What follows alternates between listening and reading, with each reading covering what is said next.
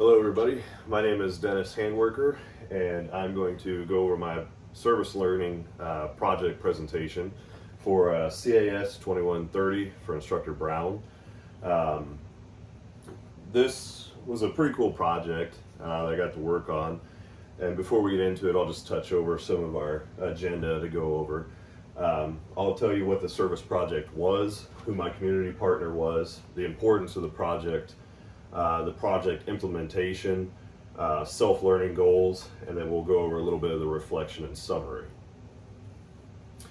My service learning project was to help work with the rural fiber optics expansions team for Charter Communications.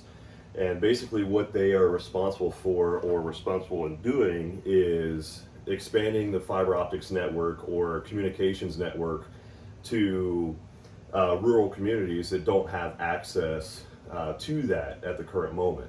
A lot of them depend on satellite internet or old dial-up. Even in 2024, some people that we ran into were using dial-up connections, which is almost hard to believe.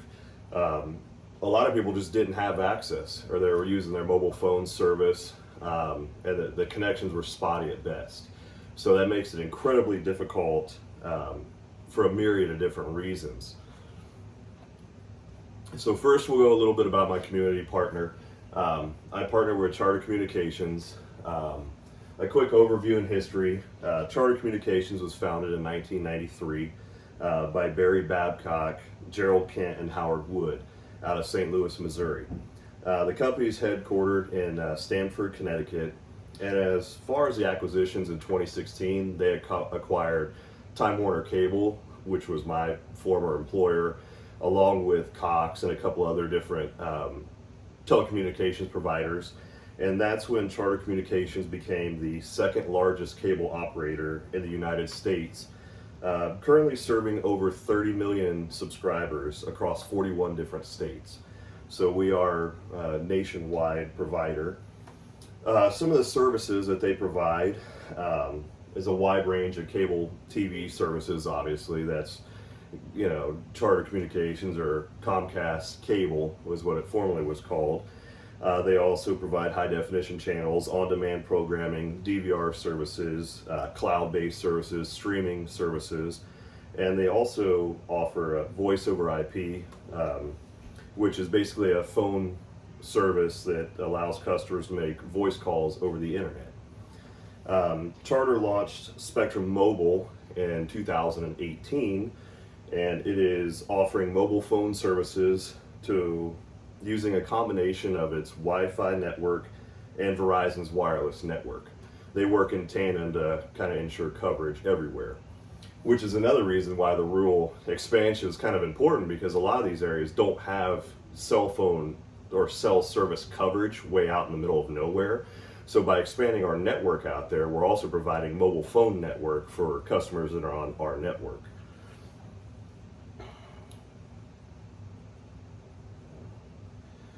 Here we'll touch a little bit on the project importance. The project importance, rural areas often lack reliable internet access, limiting residents' ability to access essential services like online education, telehealth, e-commerce, or generalized schooling for their children. The physical distance between rural communities is a challenging terrain can make laying fiber optics more difficult and expensive. And in Ohio, we have some pretty challenging terrain, depending on where you are, north, south, east, and west. There can be pretty good size hills, if that's what you call it. They're not mountains, but pretty good size hills. Government programs and grants are often necessary to fund the rural expansion because it is an incredibly expensive and time-consuming endeavor. Public and private partnerships can also help share the cost with local communities and some of the local providers as well, working with like regional construction teams and some of the contractors that we were able to subcontract out some of the work.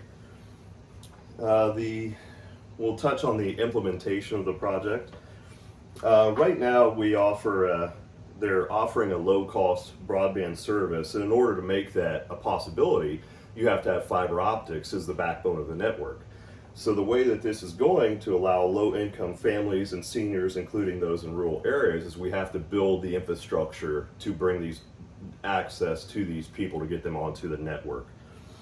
And what that often means is collaborating with local governments and community organizations in rural areas to identify the needs that that community needs, and then coming up with a network or design that will provide everything or their requirements to fulfill their needs. We're offering essential services are basically online education, telehealth, remote work opportunities, as well as e-commerce, and that wouldn't be possible without the infrastructure of the fiber optic network. They would have to rely on their current satellite communications or mobile phone or whatever access they have to the internet at this current time. Oh. Oops. Kind of got a little bit backwards there. Some of the goals of the project are laying in-ground or aerial fiber optic cables, upgrading existing infrastructure, and ensuring rural customers can access the same high-speed internet as we can here in an urban or in a suburban area. We're currently focused on building out new fiber optic networks where there were previously little to no infrastructure at all, which is why this is so important, because we're actually bridging the gap and bringing a connection to someone that hasn't had one before. And the continuation of the goals for the future is there will continue to pursue opportunities to expand the rural fiber optic network, leveraging its own investments and government programs. The company is also exploring new technologies such as 5G and next generation fiber to further enhance its rural broadband offerings. And this was, I got my slides a little bit backwards here, but these were some of the photos of the project. This is here me actually learning to operate the bucket truck to go up and work on laying some of the aerial fiber optic cable here. This here is a trenching machine that actually helps lay the conduit for the fiber optic cable to go in. Unfortunately, they would not let me operate this machine because we were operating in a farmer's field, and they didn't want me, an inexperienced operator, cause any further damage or hit water lines, sprinkler heads, or any other utilities at that current point. It was a pretty cool machine because as this is digging a hole, it's laying the conduit down, so the next step is just to feed the fiber optic cable through there, and it kind of just flowed right through pretty easily. This here is another shot of the machine here laying the conduit. You can see in the back where this is actually digging the trench here. Well, maybe not on the slide there, but this back piece here is digging the trench as the conduit comes off this big front spool here, comes over the top of the machine and then lays down into the trench. And the back of this machine kind of folds the trench over as it's going, so everything is completely underground and taken care of at the current time. This here is another picture of us just pulling some fiber optic cable, installing it here underground. This is where it came down the aerial pole, and then you have your slack span here, which is just excess. Once this is laid in place, you essentially cut the fiber optic, you splice it in, and that eliminates all of the excess cable waste. So when this is done, you won't see anything here except for this green pedestal here, which comes down off of the pole. The fiber optics run into here, and then it goes out into like a node or a connection at someone's house. So this will be the only thing that will be exposed other than the aerial line.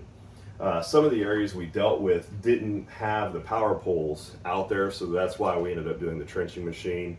And that's kind of one of those things where you have to just think on your feet on how to get the service to a particular area or neighborhood if you didn't have the existing infrastructure. A lot of times what I found out is we follow what the power is. So if there's aerial power, we'll follow aerial, and if there's underground, then we typically follow the underground. Utilities kind of dictate what path that we use for that process there. All in all, it was actually really cool to get out and learn how to operate the bucket truck and go up and down, and they didn't let me do a whole lot of the splicing because that's got really tight tolerances. They did show me how to use the machine and a couple of other different things. They wouldn't let me drive the trenching machine, obviously, for um, to prevent damage for underground utilities and other things like that. It was a pretty interesting project for me because I got to get out of the office and get out of my house and go out and actually see what I do as a network engineer actually put into practice in the field and building the actual real infrastructure. And it was kind of cool to kind of put that piece of the puzzle together for me personally, because I only see my little slice of the pie. Well, now I got to expand my horizons and see how the other pieces go together. And it's not always a perfect world. Even as a network engineer, sometimes my configs have issues and problems that I have to go back through and troubleshoot through and figure out why a certain switch or piece of equipment's acting a certain way. And the fiber optics works the same way. On my rudimentary understanding of it, I thought if you had light, you were good to go. But sometimes you have light degradation, you have reflections, you have a lot of weird little things that you have to troubleshoot and kind of work through in order to get to the end result.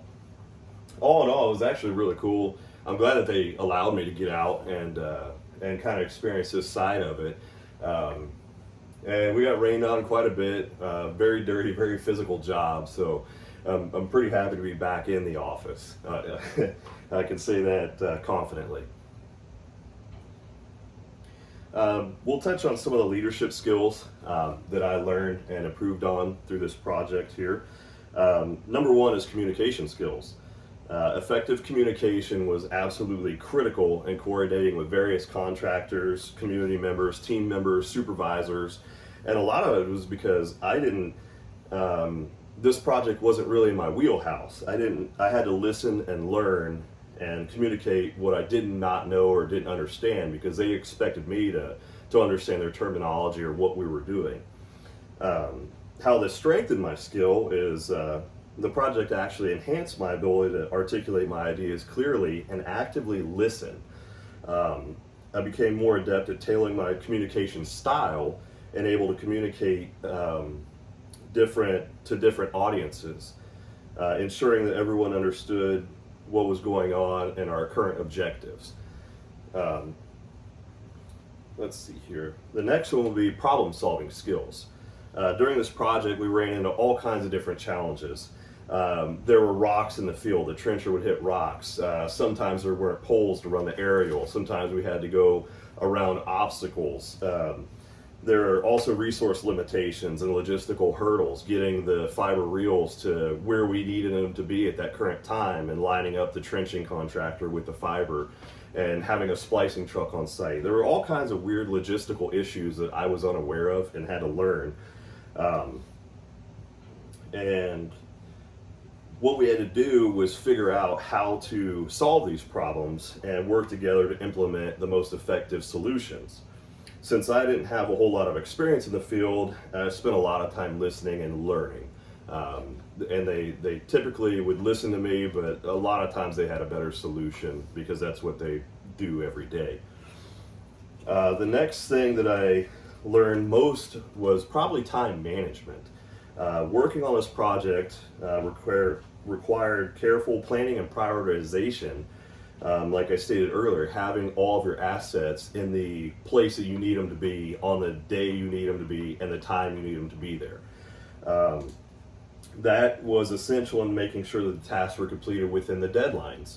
They did have deadlines to meet. They wanted to have a certain amount of fiber ran in a certain day, and if we didn't meet that deadline, the next day you have to kind of try to make up that lost time or to kind of get back on pace. How I improved this skill during this is it taught me the importance of flexibility and time management, as well as the need to anticipate potential obstacles and build a relevant contingency plan. I think you always have to have a contingency plan, and this project specifically showed me that if something goes wrong, you have to have a backup. You can't just say, oh well, there's a rock in the way, I guess we're done. So that was a really there was always a way there was always a solution. So we will go here. Basically, just a quick summary, and we'll wrap this up here. During this project, I learned that rural communities have been underserved for far too long, and the services that were made available to them were actually clearly inadequate at best. Working with the Rural Fiber Optics Expansion Team was one of the most significant and transformative experiences of my career personally as a network engineer.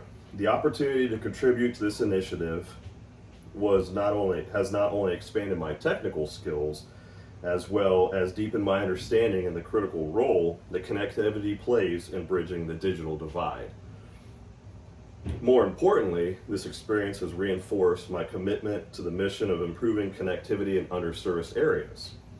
I've seen firsthand how crucial, reliable internet access is for education, healthcare, and economic development in rural communities.